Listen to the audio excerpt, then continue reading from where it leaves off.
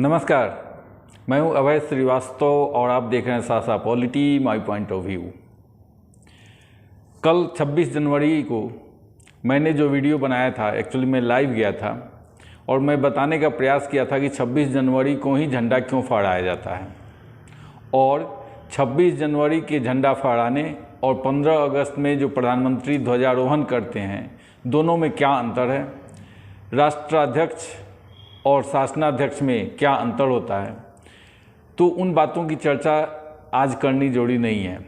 आज हम ये बताना चाहते हैं कि जो लोग नरेंद्र मोदी के बारे में बहुत सारी बातें करते हैं, जिन्हें लगता है कि नरेंद्र मोदी के शासनकाल में महंगाई बहुत बढ़ गई है, बेरोजगारी बहुत बढ़ गई है, सारे जो पब्लिक सेक्टर के इंडस्ट्रीज थे उन्हें बेच दिया जा रहा है, रेलवे को बेच दिया, एयरपोर्ट बेच दिया, क्या क्या बेच दिया, जो कहते हैं लोग। तो आज हम उसी पर चर्चा करेंगे कि सच्चाई क्या है। 14 अगस्त 1947 को यानी 15 अगस्त को इंडिया स्वतंत्र हुआ और एक दिन पहले पाकिस्तान स्वतंत्र हुआ। जब पाकिस्तान स्वतंत्र हुआ था तो उस समय जो एरिया उसे मिला था, पूर्वी पाकिस्तान और पश्चिमी पाकिस्तान, ये भारत की जो पर कैपिटा इनकम थी उससे ज़्यादा उनकी पर कैपिटा इनकम थी और वो एक खुशहाल देश के रूप में जाना जाता था शुरू के दिनों में। आज वही देश, और पहले उस समय की बात क्यों की जाए, अभी 2014 के पहले की बात कीजिए जब मनमोहन सिंह की सरकार थी, या उसके पहले और जो भी प्रधानमंत्री रहे या जिनकी भी सरकारें रही हैं, हर समय भारत में कोई न कोई बम विस्फोट होता था, आतंकवादी घटनाएं होती थी, लोग मरते थे और हर घटना के बाद एक डोजियर बना के पाकिस्तान को सौंपा जाता था, लेकिन पाकिस्तान उसको डिनाई कर जाता था। वो कहता था कि प्रूफ सफिशिएंट नहीं है और जितना भी प्रूफ दीजिए वो मानने को तैयार नहीं होता था। वो हमेशा भारत की सरकार की जो पॉलिसी होती थी, जो फॉरेन पॉलिसी होती थी, वो पाकिस्तान सेंट्रिक होती थी। यानी भारत सरकार का सबसे बड़ा हेडेक जो था वो फॉरेन पॉलिसी में वो था पाकिस्तान। लगता था कि भारत की बराबरी पाकिस्तान से ही है, चाइना या और जो बड़े देश हैं उनके साथ भारत की बराबरी नहीं है। भारत की जो अपना जो कंपैरिजन होता था वो पाकिस्तान के होता था। अगर पाकिस्तान के साथ क्रिकेट मैच हो जाए, जो आज भी है बहुत हद तक, तो लोग बहुत उत्सुक, उसमें क्यूरियोसिटी हो जाती है कौन जीत रहा है, एक्साइटमेंट रहता है। भारत की सेना कितनी है, भारत की सैनिक क्षमता कितनी है, भारत की आर्थिक क्षमता कितनी है, उसका आर्थिक विकास दर क्या है। तो ये भारत की जब भी तुलना होती थी तो पाकिस्तान से होती थी। पाकिस्तान भी वही है, हिंदुस्तान भी वही है, लेकिन 2014 के बाद क्या बदला है, इसे समझने के लिए अब आप ये वीडियो देख लीजिए, बहुत सारी बातें इसी से स्पष्ट हो जाएगी।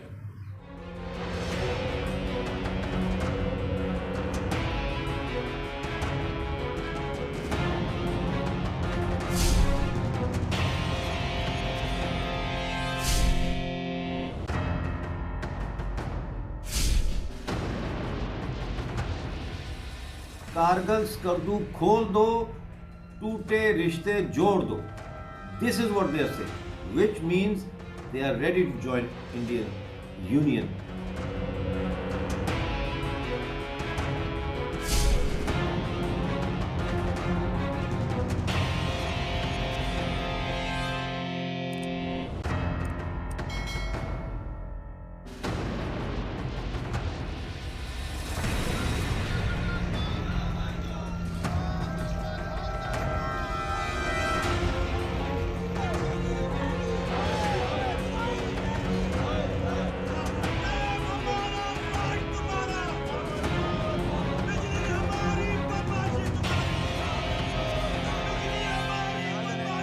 Pakistani occupied Jammu Kashmir people are fed up with Pakistan. They are now, their mindset now has decisively, cut the umbilical cord with Pakistan, the ideological umbilical cord, which used to be that we have kalme ka rishta, bada bhai, all of this crap. Now people realize how wrong Pakistan has been doing to them to make them suffer today.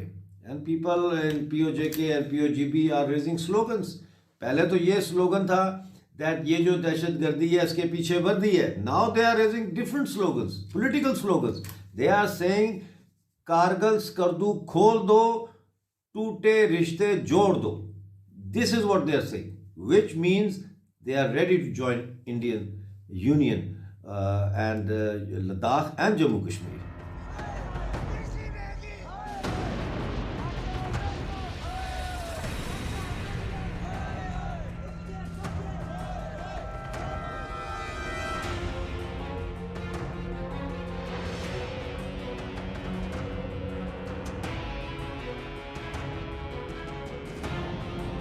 Currently, there is not a single city in Pakistani occupied Jammu Kashmir or Pakistani occupied Gilgit-Baltistan for that matter, where people are not on the streets protesting, whether they are doing sit-ins, public meetings like jalsas or rallies. People are out on the streets because there is no food, there is no atta, there is no flour. And in POJK, in one day, they have increased the price of amount of wheat by 1,200 rupees. So people are fed up. The government depots for flour are locked. There is no atta there. In POJK, people are protesting in Hajira, in Muzaffarabad, in Nakyal, in Bagh, you name it. Every city is now people are coming out in protests.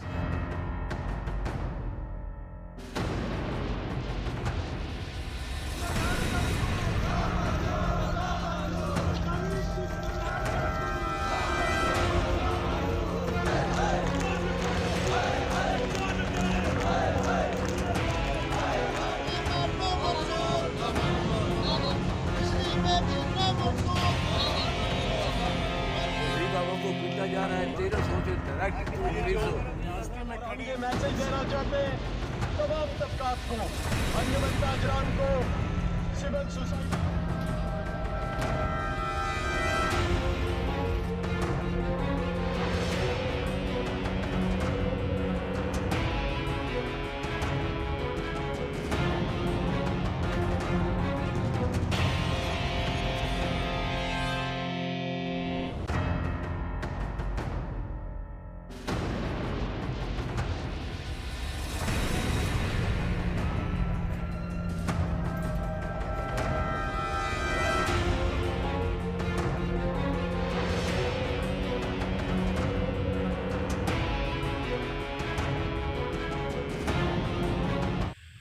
ये video बताता है कि पाकिस्तान के रहने वाले, पाकिस्तान में एक आदमी तो ऐसा भी था जो कह रहा था कि पाकिस्तान में ऐसा कौन है जो हिंदुस्तान के साथ नहीं जुड़ना चाहता है।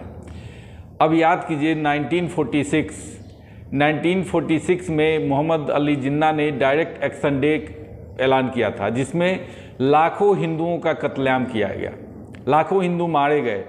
डायरेक्ट एक्शन डे में मुसलमानों ने हिंदुओं की लाशें बिछा दी थी, इसलिए कि उन्हें पाकिस्तान चाहिए था।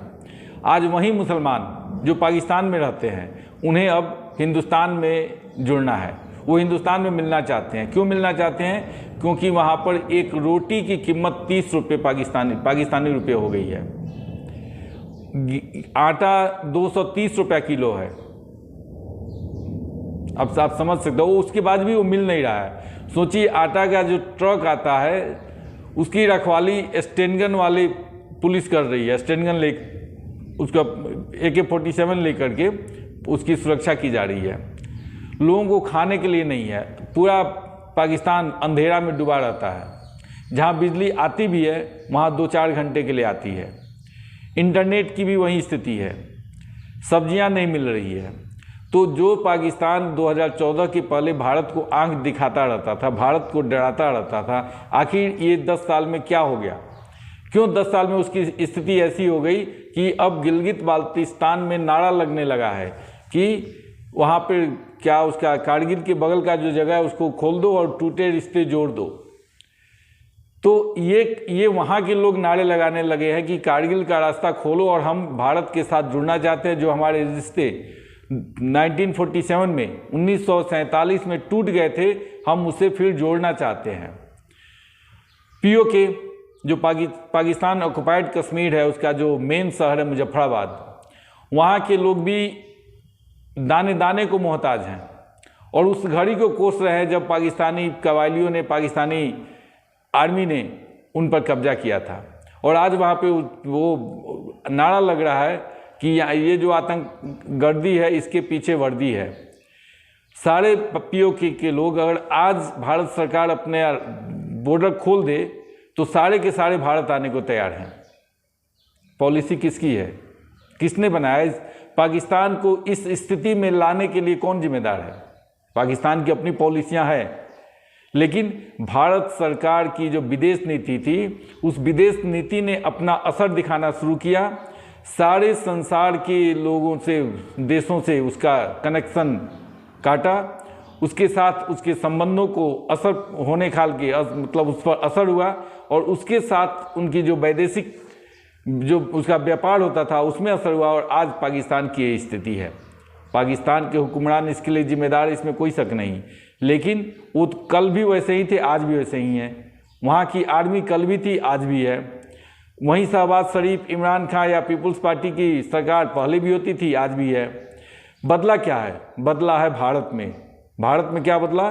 भारत में नरेंद्र मोदी की सरकार आई और वहाँ के राष्ट्रीय सुरक्षा सलाहकार अजीत डोभाल हों या विदेश मंत्री जयशंकर हों या प्रधानमंत्री नरेंद्र मोदी, इन लोगों ने एक ऐसा चक्रव्यूह तैयार किया जो पाकिस्तान को बर्बाद करने के लिए काफ़ी था। और आज स्थिति यह है कि पाकिस्तान में नरेंद्र मोदी की जय जयकार हो रही है। हर पाकिस्तानी जनता एक ही इच्छा रखती है कि उसके देश में भी कोई नरेंद्र मोदी हो जाए जो उसकी जीवन की रक्षा कर सके, जो उनके जीवन को सुविधा प्रदान कर सके। और जहां नरेंद्र मोदी हैं वहां देखिए नरेंद्र मोदी पर उंगली उठाने वाले बहुत सारे ऐसे जयचंदों की कमी नहीं है। जिन्हें भ्रष्टाचार करने को नहीं मिल रहा है वो नरेंद्र मोदी पर उंगली उठाते। मैं तो कहता हूं कि नरेंद्र मोदी बहुत खराब है। एक बार पाकिस्तान जाके चले आओ, पता चल जाएगा कि नरेंद्र मोदी ने क्या किया है। क्योंकि कोरोना सिर्फ भारत में नहीं था, पाकिस्तान में भी था, श्रीलंका में भी था। तो श्रीलंका पाकिस्तान में क्या कंडीशन है, अमेरिका की क्या कंडीशन है और आज भारत की क्या कंडीशन। जिन्हें महंगाई, बहुत ज़्यादा महंगाई लगती है, उन्हें एक बार अमेरिका से, जब अमेरिका की बात किया जाता है तो कहते हैं कि अमेरिका की इकनॉमी से, उसका इकनॉमी का जो साइज है बहुत बड़ा है, तो उससे आप तुलना नहीं कर सकते हैं। तो चलिए पाकिस्तान से कर लीजिए, श्रीलंका से कर लीजिए, तब कहेंगे कि इसका इकनॉमी का साइज बहुत छोटा है। यानी न तो छोटा से तुलना की जा सकती है, न बड़ा से तुलना की जा सकती है। रियलिटी यही है कि कोरोना जैसे विश्वव्यापी महामारी के बाद जो संसार की अर्थव्यवस्था हुई है, जो संसार ने जिस समस्या को झेला है, उसमें नरेंद्र मोदी जैसा एक कुशल नेतृत्व भारत को था, उसने भारतीय जनता को बहुत राहत पहुंचाई है। और हम, ऐसा नहीं है कि, तो भारत की नीति को भी देख लीजिए।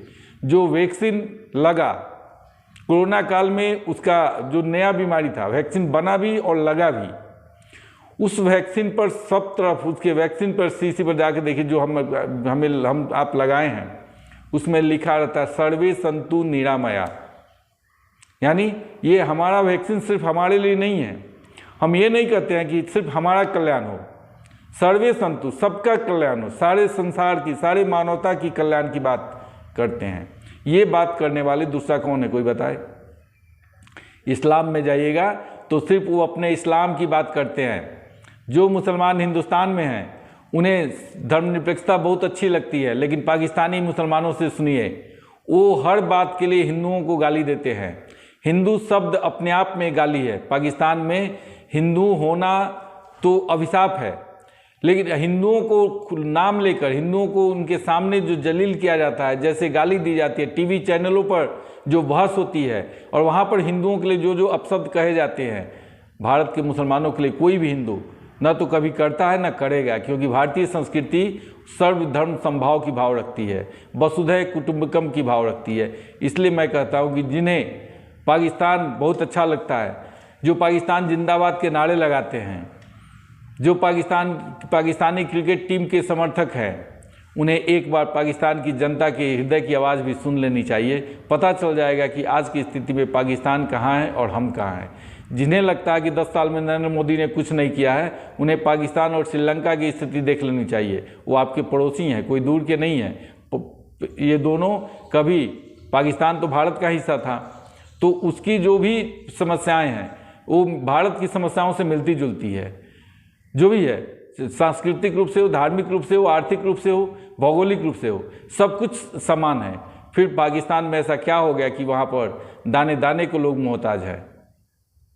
आज की जो पाकिस्तान की स्थिति है, जो पाकिस्तान कल तक भारत को आंख दिखाता था, आज भारत के नाम से वो थरथराता है। उसकी हिम्मत नहीं है कि भारत को कभी ब्लैकमेल कर सके। जो पहले हर डोजियर को नकारते थे, आज उन्हें ये डर रहता है कि भारत कहीं पीओके उनसे नहीं ले ले। और जो बहुत सारे पाकिस्तानी विश्लेषक, मैं एक अमेरिकन पाकिस्तानी विशेषज्ञ जो अमेरिकन यूनिवर्सिटी में पढ़ाते हैं, उनका इंटरव्यू सुन रहा था।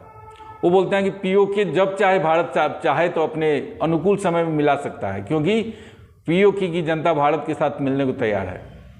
लेकिन हमसे पूछिए तो मैं तो नहीं चाहता। मेरा विचार है कि वो इन जाहिलों को लेकर के कोई फ़ायदा नहीं है। जहाँ हैं वहाँ रहें।